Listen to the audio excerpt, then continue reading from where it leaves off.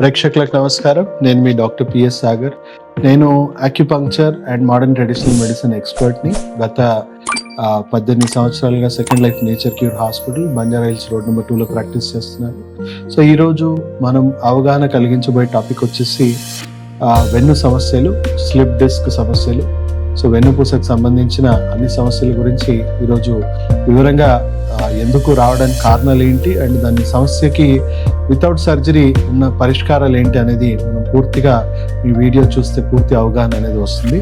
So first thing, అసలు వెన్నుపూస సమస్యలు ఏంటి? అసలు వెన్నుపూస అనేది మనకి ఆల్మోస్ట్ చూసుకుంటే ఇది మన సర్వైకల్ రీజన్. ఇది ఈ బ్లూ కలర్ లో ఉన్నదంతా కూడా మన థొరాసిక్ రీజన్, మన ఈపు భాగం, మధ్య వీపు భాగం. ఈ గ్రీన్ కలర్ లో ఉన్నదంతా కూడా మన లంబార్, ఇది మన సాక్రల్ జాయింట్స్ అని మనం చెప్పొచ్చు. సో ఇక్కడ చూసుకుంటే ఈ డిస్క్లు అనేది మనం కనబడతా ఉన్నాయి కదా, ఈ డిస్క్లు ఇలా జారడం అనేది మనం చూస్తూ ఉంటాం. డిస్క్ అనేది బయటికి రావడం అనేది చూస్తూ ఉంటాం. సో ఈ డిస్క్ బల్జ్ అవడం వల్ల మనకి నరాల మీద ఒత్తిడి పడడం అనేది జరుగుతూ ఉంటుంది.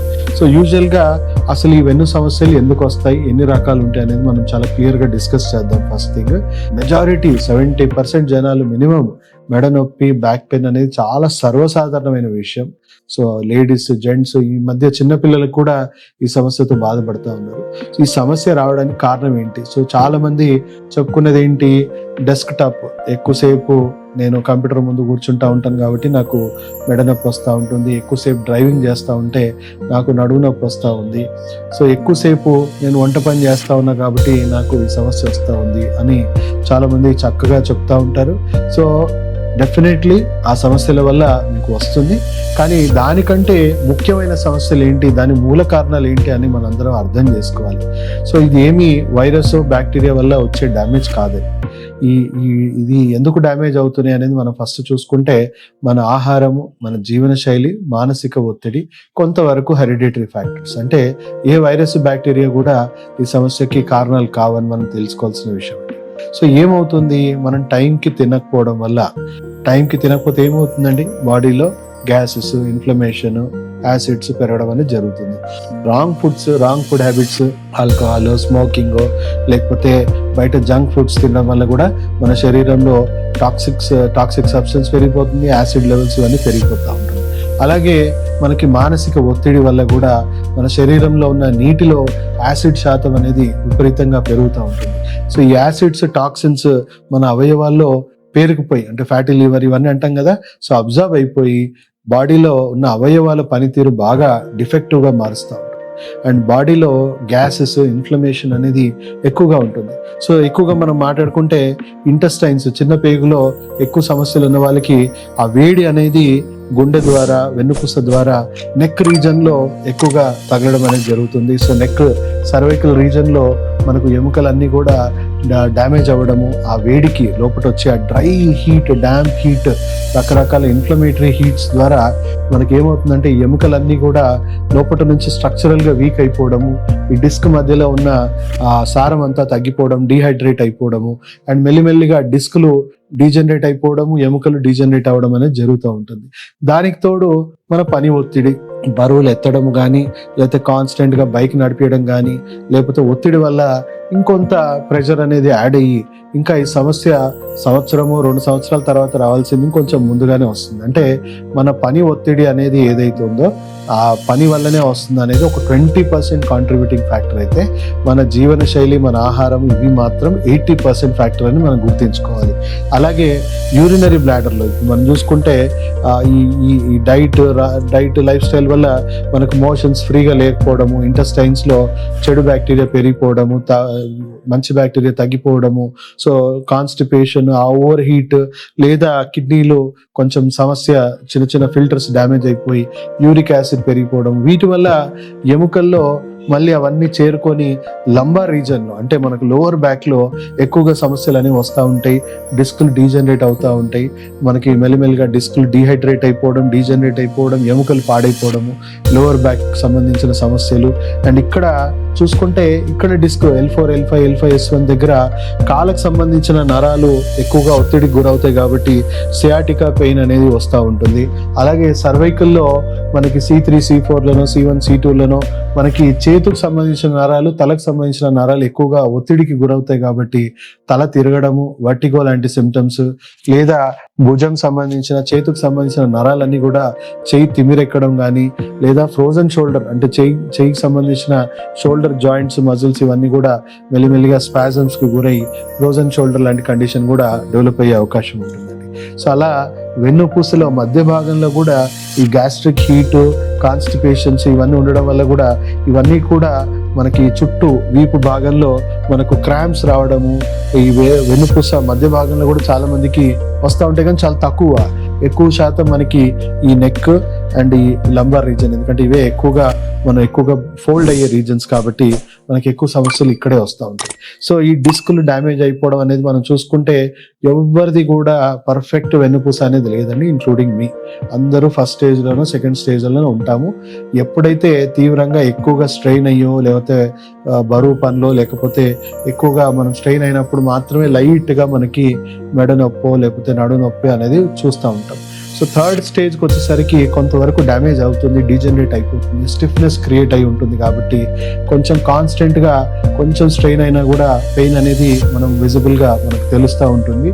సో అక్కడ కొంతవరకు ఎక్సర్సైజ్, ఇప్పుడు నేను చెప్పినట్టు ఆహార నియమాలన్నీ పాటించి ఉంటే మీకు ఇంకా ఫోర్త్ స్టేజ్ అనేది తొందరగా వెళ్లకుండా ఉంటుంది. అండ్ మీకు బ్యాక్ పెయిన్ అనేది ఇవన్నీ కూడా మనం ఎక్సర్సైజ్ ద్వారా మెయింటైన్ చేయొచ్చు. పెయిన్ కిల్లర్స్ అనేది వాడకండి. ప్రపంచంలో ఉన్న ఎక్స్పర్ట్ కమిటీస్ అన్ని కూడా, WHO సంబంధించిన కమిటీస్ కూడా ఏం చెప్తున్నాయంటే ఈ సమస్యలకి పెయిన్ కిల్లర్స్ వాడడం వల్ల ఇంకా కిడ్నీలు ఎక్కువ డ్యామేజ్ అవుతా ఉన్నాయి, ఇంకా గ్యాస్ట్రిక్ ఇష్యూస్ పెరుగుతూ ఉన్నాయి. సో సమస్య అయితే తగ్గదు, ఎందుకంటే డ్యామేజింగ్ వ్యవస్థని ఆపదు.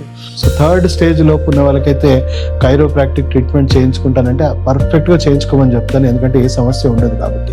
బట్ అది సరిగ్గా డాక్టర్ అనలైజ్ చేయలేకపోతే మాత్రం ఈ సమస్య ఇంకా 100 రెట్లు పెరుగుతుంది, అది గుర్తుంచుకోండి. సో ఫోర్త్ స్టేజ్లో కూడా చేయొచ్చు, కాకపోతే చాలా ఎక్స్పర్ట్ లెవెల్లో అండర్స్టాండింగ్ ఉన్న వాళ్ళు మటుకే మనం ఈ కైరోప్రాక్టిక్ ట్రీట్మెంట్ అనేది, ఎందుకంటే ఎక్కడ చేయాలి ఎక్కడ చేయకూడదు అనేది చాలా క్లుప్తంగా తెలిసి ఉండాలి. అండ్ మన దగ్గర ఉన్న స్పెషాలిటీ ఏంటి, సెకండ్ లైఫ్ నేచర్ క్యూర్లో ఏం చేస్తాము అని అంటే, ఈ లోపల జరుగుతున్న డ్యామేజింగ్ వ్యవస్థని ఫస్ట్ అర్థం చేసుకుంటాం. లోపల ఎక్కడ ఇన్ఫ్లమేషన్ క్రియేట్ అవుతుంది, ఎక్కడ టాక్సిసిటీ ఉంది, కీళ్ళవాతం ఏమైనా ఉందా, లేదా యూరిక్ యాసిడ్ పెరిగిందా, లేదా కేవలం ఆర్గన్స్ నుంచి మాల్ ఫంక్షన్స్ వల్ల వచ్చే ఇన్ఫ్లమేషన్స్ అయినా అనేది చూస్తాం. ఎందుకంటే ఒక సింపుల్ లాజిక్, ఒక గోడ పాడవుతా ఉంది, ఆ గోడ వెనక లీకేజ్ ఏంటి, ఎక్కడుంది, ఆ లీకేజ్ని మనం సరి చేయకుండా సిమెంట్, స్టీల్ తెచ్చి పెట్టినా వేస్టే. అంటే దీనికి ఆపరేషన్ చేయించినా వేస్టే, పెయిన్ కిల్లర్స్ వేసినా వేస్టే, ఎందుకంటే డ్యామేజింగ్ వ్యవస్థ ఆగదు. సో దయచేసి సర్జరీల గురించి ఆలోచన కూడా చేయకండి, ఎందుకంటే 4th, 5th స్టేజ్లో చాలా మందికి క్లియర్ గా సర్జరీలు చేయించుకోమని చెప్తారు. డిస్క్ ఎంతైతే బయట వచ్చిందో దాన్ని కట్ చేయడము, అది లేదా స్క్రూలు బిగించడం అనేది జరుగుతూ ఉంటుంది. సో 10లో 9 మంది నష్టపోతున్నారు ఈ సర్జరీస్ వల్ల, పెయిన్ కిల్లర్స్ వల్ల నష్టపోతున్నారు. ఎందుకంటే ఆ స్క్రూలు పెట్టడం వల్ల వాళ్ళు ఇంకా వంగలేరు, వాళ్ళు ఫ్లెక్సిబిలిటీ అనేది పూర్తిగా కోల్పోతారు. సో 9 మంది అయితే పూర్తిగా వాళ్ళ కాళ్ళు చేతులు, ఇప్పుడు వెన్నుపూసలో పైన భాగంలో సర్జరీ జరిగిందంటే పూర్తిగా పడిపోవడం అనేది జరుగుతూ ఉంటుంది. కింద భాగంలో జరిగితే కాళ్ళు అనేది పూర్తిగా చచ్చిపడిపోతూ ఉన్నాయి. సో కంప్లీట్గా సర్జరీస్ అనేవి అవసరం లేదు అని ప్రపంచంలో ఉన్న ఎక్స్పర్ట్ కమిటీస్ చెప్తా ఉన్నాయి. అంటే అది ఏదైనా యాక్సిడెంట్ అయ్యి వెన్నుపూస పూర్తిగా డ్యామేజ్ అయిపోయింది అలా అయిందంటే మీరు దయచేసి సర్జరీలకు వెళ్ళండి. కానీ న్యాచురల్గా జరిగిన డ్యామేజ్కి మాత్రం మీకు సర్జరీస్ 95% అవసరం లేదండి, అవాయిడ్ చేయొచ్చు. సో అక్యుపంక్చర్ వైద్యం ద్వారా ఏం చేస్తామనంటే, ఈ డిస్క్లో ఉన్న బ్లాకేజెస్ని మెల్లిగా జాగ్రత్తగా 4th, 5th స్టేజ్లో ఉన్న వాళ్ళకి ఏంటంటే ఈ కైరోప్రాక్టిక్లు ఇలాంటివన్నీ చేయము, చాలా తక్కువగా ఎంత అవసరం అంతే చేస్తాము. అండ్ చాలా డెలికేట్గా ఉంటుంది, ఎందుకంటే డిస్క్ కొద్దిగా అటు ఇటు అయినా కూడా ఎక్కువగా ఇంకా పూర్తిగా వాళ్ళు లేవలేని పరిస్థితి, బెడ్ మీద నుంచి కూడా లేవలేని పరిస్థితి ఉంటుంది. సో అలాంటి పొజిషన్లో వచ్చిన వాళ్ళకి చాలా స్మూత్గా, ఏ సైడ్ ఎఫెక్ట్ లేకుండా చాలా డెలికేట్గా వెన్నుపూసలో ఉన్న డిస్క్ని మెల్లిమెల్లిగా బ్లాకేజ్ని ఓపెన్ చేయడము, ఆ డిస్క్లో ఉన్న డీహైడ్రేట్ అయిపోయిన డిస్క్ని రీహైడ్రేట్ చేయడం, డీజనరేట్ అయిన డిస్క్ని మెల్లిగా రీజనరేట్ చేయడము, రీజనరేట్ చేస్తూ దాన్ని మెల్లిమెల్లిగా కదిలించడం అనేది జరుగుతుంది. సో చాలా మటుకు 60-70% డిస్క్లన్నీ కదిలిపోయి మళ్ళీ వెనక్కి సెట్ అయిపోతాయి. సో ఎవరికైతే కదలలేని డిస్క్ ఉందో, అంటే పూర్తిగా జామ్ అయిపోయిన డిస్క్ ఉందనుకోండి, ఇలా వాళ్ళకి ఏం చేస్తామనంటే అక్యుపంక్చర్ ట్రీట్మెంట్ ద్వారా దాన్ని మెల్లిమెల్లిగా స్టిమ్యులేట్ చేసి, 1 సైడ్ స్టిమ్యులేట్ చేసి నరాలనే కొద్దిగా దాని నుంచి పక్కదారికి మళ్లించేలాగా వైద్యం ఇవ్వడం జరుగుతుంది. దాని ద్వారా ఏంటంటే నరం మీద ఒత్తిడి, డిస్క్ పూర్తిగా కదలలేకపోయినా నరం మీద ఉన్న ఒత్తిడి మాత్రమే మనము కదిలించడం వల్ల అట్లా కూడా వాళ్ళకి పూర్తిగా పెయిన్స్ అనేవి తగ్గిపోతాయి.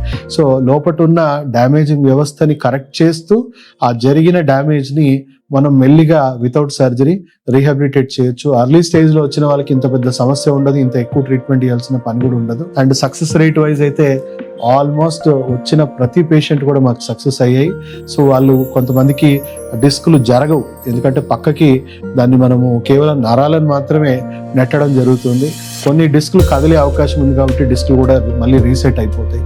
సో మీకు సర్వైకల్ ఉన్న లేదా యాంక్లోజింగ్ స్పాండిలోసిస్ అంటే పూర్తి ఎముక వెన్నుపూస పూర్తిగా పాడైపోయి స్టిఫ్గా మారిపోతుంది, పూర్తిగా స్టిఫ్గా మారిపోయి వాళ్ళు ఇటు అటు కూడా కదలలేని పరిస్థితి. సో అలాంటి వాళ్ళకు కూడా ఆటో ఇమ్యూన్ డిసార్డర్స్ లింక్ అయి ఉంటుంది. సో ఆటో ఇమ్యూన్ సిస్టమ్ని పూర్తిగా మేము మెడిసిన్స్ ద్వారా కంట్రోల్ చేస్తే పూర్తిగా కొత్త డ్యామేజ్ అనేది ఆగిపోయి మళ్ళీ ఇది రీజనరేట్ అయిపోయి వీటిలో లూబ్రికేషన్ ఇంప్రూవ్ అయ్యి మెల్లిమెల్లిగా డిస్క్లు అన్ని కూడా ప్రెషర్ అన్ని రెడ్యూస్ చేసేసి మళ్ళీ వాళ్ళని నార్మల్ లైఫ్కి తీసుకురావడం జరుగుతుంది. చాలా క్రానిక్ కేసెస్ కూడా 95% మనం సర్జరీస్ లేకుండా, సేఫ్ సైడ్ ఎఫెక్ట్స్ లేకుండా ప్రపంచ ఆరోగ్య సంస్థ గైడ్ లైన్స్ మేరకు మన ఈ వైద్యం ప్రతి ఒక్కరం కూడా చేసుకోవచ్చు. క్రానిక్ లెవెల్లో ఉన్న వాళ్ళని కూడా మనం సరిచేయచ్చు. సో దయచేసి ఎవరికన్నా ఈ వెన్ను సమస్య ఉన్న వాళ్ళకి ఈ పూర్తి వీడియోని అవగాహన వ్యక్తం చేసుకోండి. ఫస్ట్ ప్రతి ఒక్కరికి వెన్నుపూస సమస్య ఉందండి. సో మీకు ఈ అవగాహన వల్ల మీకు పూర్తి క్లారిటీ అనేది ఉంటుంది. అంటే మీరు ఏ స్టేజ్లో ఉన్నారు, ఏ స్టేజ్లో ఏ వైద్యం తీసుకోవడం మీకు సేఫ్, అండ్ ఈ సమస్య నుంచి పూర్తిగా బయటపడి మళ్ళీ నార్మల్ లైఫ్ లీడ్ చేయడానికి ఈరోజు మీకు ఇచ్చిన అవగాహన ఎన్నో రకాలుగా ఉపయోగపడుతుంది. సో దయచేసి ఈ వీడియోని ప్రతి ఒక్కరికి ఈ వీడియోని షేర్ చేయాలని కోరుకుంటూ సెలవు తీసుకుంటూ మీ డాక్టర్ సాగర్. సార్ నమస్తే.